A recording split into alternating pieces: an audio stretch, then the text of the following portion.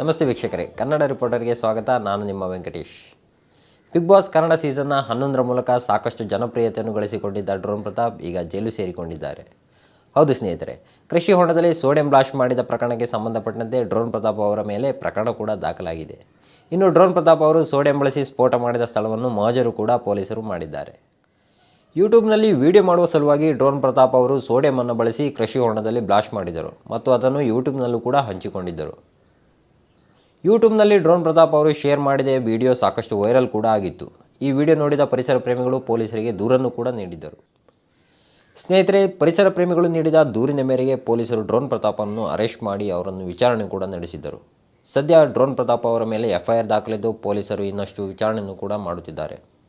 ಈ ಹಿಂದೆ ಪ್ರತಾಪ್ ಅವರು ಸಣ್ಣ ಪ್ರಮಾಣದಲ್ಲಿ ಸೋಡಿಯಂ ಬಳಸಿ ಬ್ಲಾಸ್ಟ್ ಮಾಡಿದ್ದರು. ಇನ್ನು ಆ ವಿಡಿಯೋವನ್ನು ತಮ್ಮ ಯೂಟ್ಯೂಬ್ ಚಾನಲ್ನಲ್ಲಿ ಕೂಡ ಶೇರ್ ಮಾಡಿದ್ದರು. ಆ ವಿಡಿಯೋಗೆ ಸಾಕಷ್ಟು ವೀಕ್ಷಣೆಯನ್ನು ಕಂಡಿತ್ತು. ಇನ್ನು ಯೂಟ್ಯೂಬಿಂದ ಆ ವಿಡಿಯೋಗೆ ಅವರಿಗೆ $100 ಹಣ ಕೂಡ ಬಂದಿತ್ತು.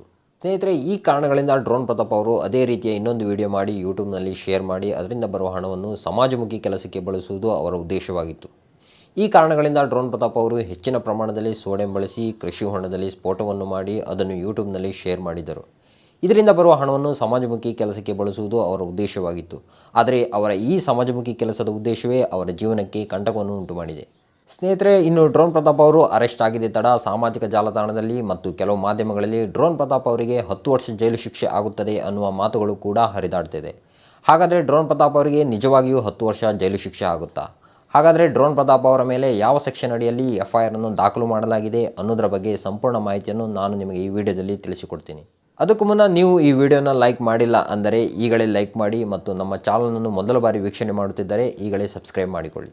ಹೌದು ಸ್ನೇಹಿತರೆ, ಡ್ರೋನ್ ಪ್ರತಾಪ್ ಅವರ ಮೇಲೆ ಈಗ FIR ದಾಖಲು ಮಾಡಲಾಗಿದೆ. ಆದರೆ ಡ್ರೋನ್ ಪ್ರತಾಪ್ ಅವರ ಅದೃಷ್ಟ ಚೆನ್ನಾಗಿದೆ ಅಂತ ಹೇಳಬಹುದು. ಹೌದು, ಪೊಲೀಸರು ಮಾಡಿರುವ FIRನಲ್ಲಿ ಡ್ರೋನ್ ಪ್ರತಾಪ್ ಅವರ ಮೇಲೆ ಕೆಲವು ಸೆಕ್ಷನ್ ಅಡಿಯಲ್ಲಿ ಆರೋಪವನ್ನು ಮಾಡಲಾಗಿದೆ. ಇನ್ನು ಈ ತಿಳಿದು ಬಂದಿರುವ ಮಾಹಿತಿಯ ಪ್ರಕಾರ ಪೊಲೀಸರು ಡ್ರೋನ್ ಪ್ರತಾಪ್ ಅವರನ್ನು BNS 288 ಅಡಿಯಲ್ಲಿ ಪ್ರಕರಣವನ್ನು ದಾಖಲು ಮಾಡಿಕೊಂಡು ಅರೆಸ್ಟ್ ಮಾಡಿದ್ದಾರೆ ಎಂಬ ಮಾಹಿತಿ ಕೂಡ ಲಭ್ಯವಾಗಿದೆ.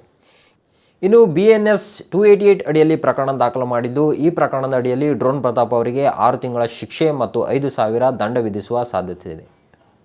ಇನ್ನು FIRನಲ್ಲಿ ದಾಖಲಾಗಿರುವ ಸೆಕ್ಷನ್ ಪ್ರಕಾರ ಡ್ರೋನ್ ಪ್ರತಾಪ್ ಅವರಿಗೆ 2 ಅಥವಾ 3 ದಿನದಲ್ಲಿ ಜಾಮೀನು ಕೂಡ ಸಿಗುವ ಚಾನ್ಸಸ್ ಇದೆ.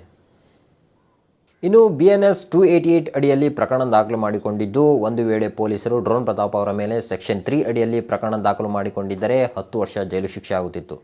ಸಾಮಾನ್ಯವಾಗಿ ಭಯೋತ್ಪಾದಕರು ಹಾಗೂ ಸ್ಫೋಟಕ ವಸ್ತುಗಳನ್ನು ಬಳಸುವವರ ಮೇಲೆ ಸೆಕ್ಷನ್ 3 ಅಡಿಯಲ್ಲಿ ಪ್ರಕರಣವನ್ನು ದಾಖಲು ಮಾಡಲಾಗುತ್ತದೆ.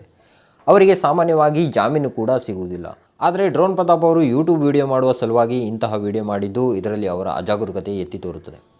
ಈ ಕಾರಣಗಳಿಂದ ಡ್ರೋನ್ ಪ್ರತಾಪ್ ಅವರ ಮೇಲೆ BNS 288 ಅಡಿಯಲ್ಲಿ ಪ್ರಕರಣವನ್ನು ದಾಖಲು ಮಾಡಲಾಗಿದೆ. ಇನ್ನು ಡ್ರೋನ್ ಪ್ರತಾಪ್ ಅವರಿಗೆ ಇನ್ನೆರಡು ದಿನಗಳಲ್ಲಿ ಜಾಮೀನು ಸಿಗುವ ಸಾಧ್ಯತೆ ಕೂಡ ಇದೆ. ಯೂಟ್ಯೂಬ್ನಲ್ಲಿ ವಿಡಿಯೋ ಮಾಡುವ ಉದ್ದೇಶದಿಂದ ಡ್ರೋನ್ ಪ್ರತಾಪ್ ಅವರು ಅಜಾಗರೂಕತೆಯನ್ನು ತೋರಿದ್ದಾರೆ ಅಂತಲೇ ಹೇಳಬಹುದು. ಮಾಡಿದ ಸಣ್ಣ ತಪ್ಪಿಗೆ ದೊಡ್ಡ ಶಿಕ್ಷೆ ಆಗುವ ಸಾಧ್ಯತೆ ಇದ್ದು ಡ್ರೋನ್ ಪ್ರತಾಪ್ ಅವರ ಅದೃಷ್ಟದ ಕಾರಣ ಅವರು ಬಚಾವಾಗಿದ್ದಾರೆ ಎಂದು ಹೇಳಬಹುದು.